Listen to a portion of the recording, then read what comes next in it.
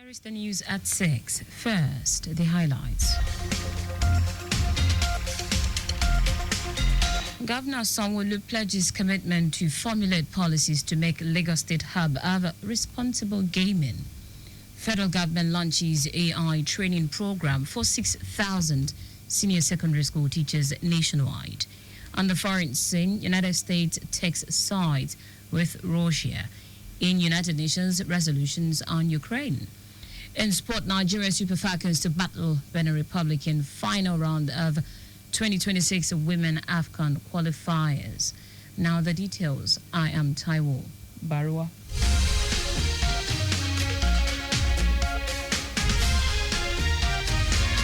Lagos State's Governor Babajide Sanwo-Olu has pledged his administration's commitment to formulating policies that will make the state Africa's hub for responsible gaming. Governor Sanwo-Olu gave this assurance at the Africa Gaming Expo 2025 in Victoria Island. He said the state would be deeply involved in conversation on gaming, fintech, and the use of artificial intelligence in the creative industry. Governor Sanwo-Olu, who describes the future of gaming as dynamic, noted that a borderless creative economy is possible with the right people thinking through the process. To enjoy this Africa Gaming Expo 2025, we are going to explore the vast opportunities in Lagos and to let us pioneer the next frontier of gaming, fintech, and creative economy setup. We want to thank you. We want to say that indeed Lagos is happy that you find the time and space to join us here again. Please explore the opportunity, the tourism potential, the hospitality of Lagos. Governor Sanwo-Olu urged participants in the expo to tap into the world of gaming through the use of artificial intelligence for fraud detection, personalized gaming experiences, responsible gaming initiatives, and financial security. Participants from various African countries are taking part in the Gaming Expo. The Lagos State government has formally unveiled Operation Quadrant Ignite, OQI, a comprehensive strategic industrial policy that will serve as a guide for fostering investment, innovation, and economic development, particularly in the Lekki Free Trade Zone. Commissioner for Commerce, Cooperatives, Trade and Investment, Folashade Ambrose Medebem, stated this at the Lagos Design Week with the theme, The Road to Industrialization, Accelerating Industrialization, Manufacturing and Investment in Lagos State. Ambrose Medebem said the OQI initiative would address critical challenges hindering Lagos and, by extension, Nigeria's industrialization while capitalizing on the Lekki economic zone. Industrialization is not just about factories and production lines. It is about innovation-driven manufacturing, world-class infrastructure, sustainable development, and inclusive economic growth. It is about empowering businesses, creating jobs, and setting the stage for a resilient and competitive Lagos that thrives in the global marketplace. According to Ambrose Medebem, the initiative includes asset optimization to unlock the potential of redundant land and asset within the Lekki economic zone, establishment of a catalytic fund to bridge financing gaps for promising projects through attraction of investment from development finance institutions, among others. Moderator of the panel discussion, Olumide Ogunlaja, harped on the need for government at all levels to promote entrepreneurship rather than traditional education, with a call for diversification of the economy to prevent overdependence on the oil sector. On her part, the founder of Lagos Design Week, Titi Ogunfere, called on the government to collaborate more with the private sector, investors, and relevant stakeholders to promote the business environment for large-scale production. The Parliamentary Staff Association of Nigeria, PASSAN, Lagos State Chapter, has condemned the detention of 3 members of staff of the Lagos State House of Assembly by the Department of State Security Services, DSS. The detained members include 2 sergeant-at-arms officers and a public affairs officer arrested for preventing the DSS officials from entering the chamber with firearms on Monday, 17th February 2025, contrary to House norms. The state chairman of PATSAN, Babatunde Ogunlana, condemned the arrest, detention and trial of the officers as abuse of power and gross violation of the rights of the staff who were performing their statutory duties. The union demands immediate release of the detained staff and calls on the authorities to institute a thorough investigation into their arrest, torture, and continued detention with a view to forestall reoccurrence. PASAN also called on the DSS to uphold the rule of law and ensure safety of the affected staff. Lagos State government has sought the buy-in of residents in the quest to achieve environmental sustainability as officials embarked on a one-on-one sanitation advocacy to selected locations. Commissioner for the Environment and Water Resources, Tokumbo Wahab, who led state officials to inspect many locations and the Oyinbo market with its extension, gave the traders who displayed wares on the median and the walkways of the newly constructed drainage channels 48 hours to move away. Wahab said illegal trading activities have virtually blocked the newly constructed drainage system, saying the contingency plan in place is to enforce if the carrot dangling approach fails, and that means enforcement will commence after the close of work on Wednesday.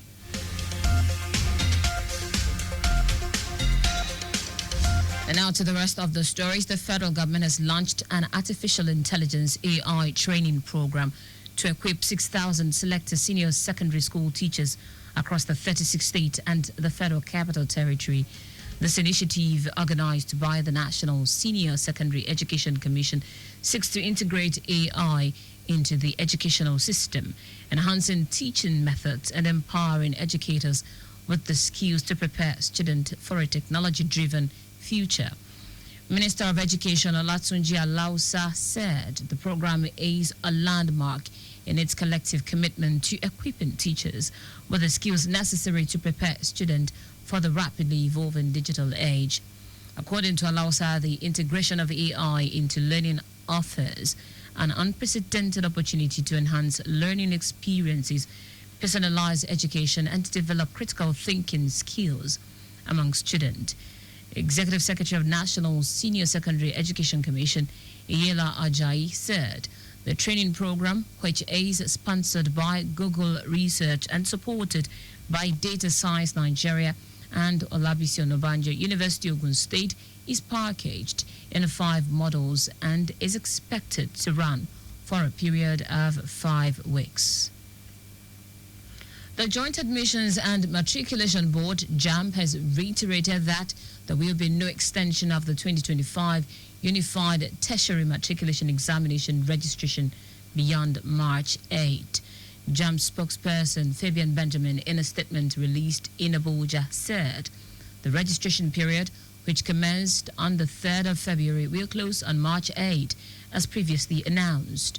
Benjamin noted that the board's calendar is fixed with several other scheduled activities after registration, including the examination, result processing, and admission exercise. He said these timelines are coordinated with other agencies whose operations depend on the completion of JAMB's processes. Hence, extending the registration period would disrupt not only the board's plans but also those of its partners. Benjamin explained that over 1.5 million candidates have already registered, which aligns with the board's projections for the 2025 examination cycle. The spokesperson urged candidates who complete their registration as soon as possible and adhere to the set deadline for the 2025 UTME. In a groundbreaking move to bridge the digital divide, Yalda Learning Support Center, in partnership with Rogicade, has launched a digital learning hub aimed at providing children in underprivileged communities across underprivileged communities access to online education in Lagos. The initiative offers laptops and data for interconnectivity to ensure seamless virtual learning.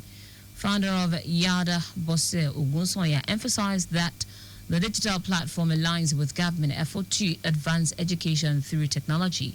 She highlighted that the initiative is designed to make learning both engaging and accessible.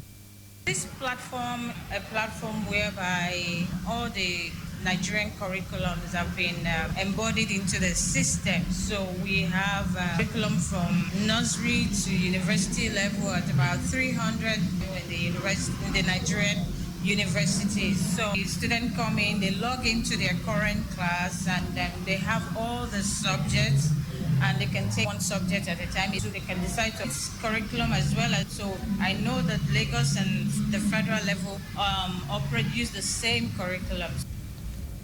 Odusoya noted that the platform is structured to be affordable, allowing students to access individual subjects for just 250 naira per hour. And additionally, online tutors will be available to guide and support students in real time.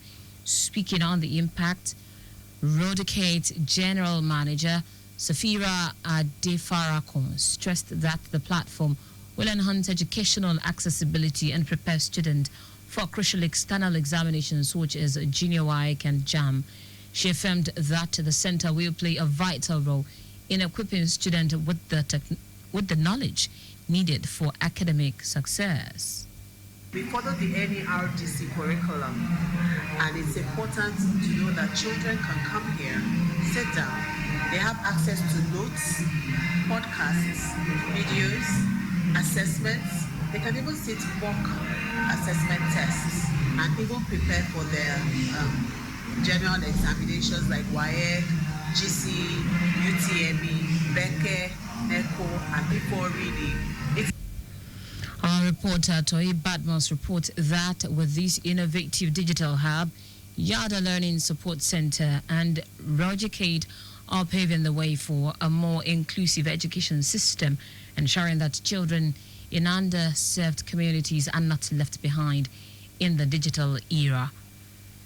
In foreign news now, the United States has taken sides twice with Russia in votes at the United Nations to mark the third anniversary of the Russian invasion of Ukraine, highlighting the Trump administration's change of stance on the war. First, the U.S. opposed the European drafted resolution condemning Moscow's actions and supporting Ukraine's territorial integrity, voting the same way as Russia and countries including North Korea and Belarus at the UN General Assembly in New York. The country also drafted and voted for a resolution at the UN Security Council, which called for an end to the conflict but contained no criticism of Russia. The Security Council passed the resolution, but two key U.S. allies, the United Kingdom and France, abstained after their attempt to amend the wording were vetoed. The UN resolutions were tabled as French President Emmanuel Macron visited President Trump at the White House in an attempt to address their sharp differences over the war. In sport now, Nigeria and Benin Republic will battle for a place at the 2026 Women's Africa Cup of Nations, WAFCON. The final qualifying round fixtures will take place from October 20 to 28. The winner on aggregate will secure qualification to WAFCON 2025. Benin Republic will host the first leg, while the second leg will hold in Nigeria. The Super Falcons remains the most successful side in the history of the competition with 9 titles. And that's it on the news at 6, but just before we go, speed thrills but kills. Please do not drive beyond specified speed limit. You can follow us and like all of various social media platforms. X at Traffic Radio 961, Facebook Lagos Traffic Radio 96.1 FM, Instagram Lagos Traffic Radio 961. Subscribe and watch our news and programs live on YouTube at Traffic Radio 961. You can also visit our website www.trafficradio961.ng. Did you know that the Sanwo-Olu administration provided 450,000 pupils with e-learning devices. You can get more details on the Lagos State Government website. To end the news, here are the highlights of the major stories.